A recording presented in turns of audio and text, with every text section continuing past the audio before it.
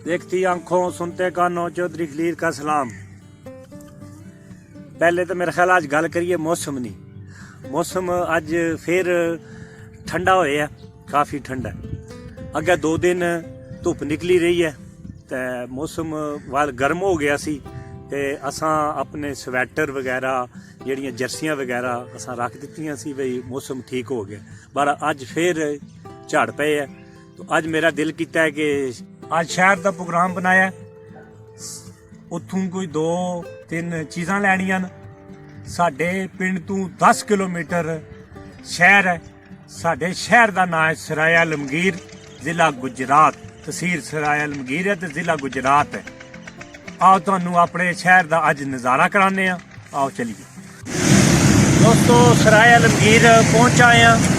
ये मेन जिहड़ा देख रहे हो ये मेन सिटी रोड है। यह जी रोड जानी है ये रावलपिंडी वाले पासे जानी है। यह जी रोड इधरों आ रही जी गड्डियां तुहानू नज़र आ रही हैं, ये लाहौर वाले पासे जानी ये मेन है। बाकी देखो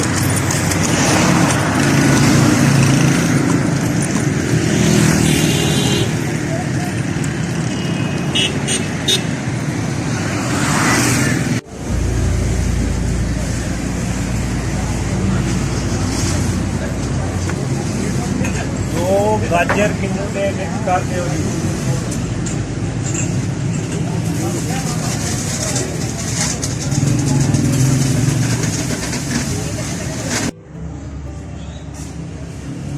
गाजर ते किन्नू का जूस बनवाया स्पैशली सर्दियों वास्ते अच्छा होना। इस गल हम असीं पीन लगे जूस पी के तो शहर संग 1-2 काम है वो करना है। सारे काम खत्म कर लेन, हुण लगी है भुख। मौसम भी इस तरह ना है तो मैकडोनल्ड ते आए हैं। इत्थों असीं अंडे वाला बर्गर पता कर लगे हैं, जे अगर मिलिया तो फिर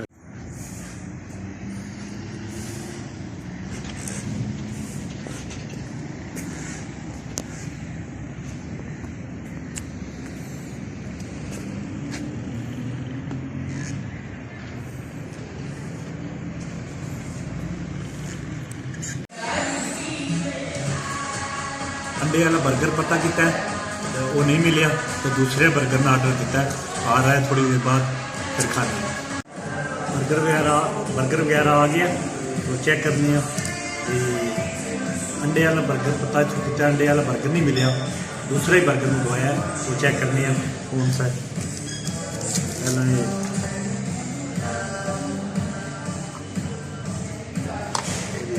बोतल सिस्टम ही नहीं लग रहा। चलो है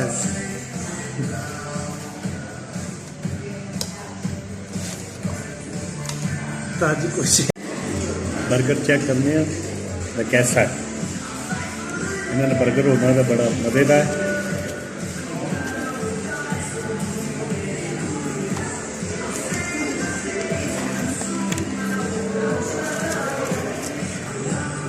चिप्स भी मंगवाए ना।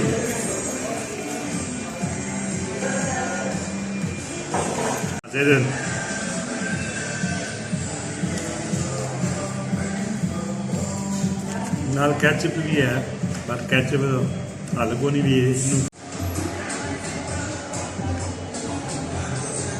वाह जी मज़े का डबल मंगवाया इसलिए कि भूख बहुत ज़्यादा लगी हुई थी।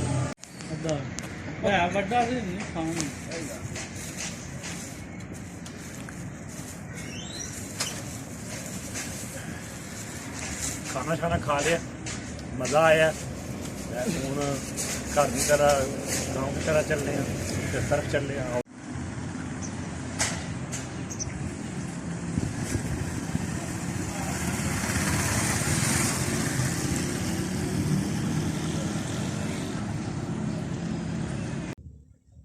तकरीबन अपनी मैं पिंड के नज़दीक पहुँच आया। 1 किलोमीटर का सफ़र रह गया तो घर तक पहुँचन लगे।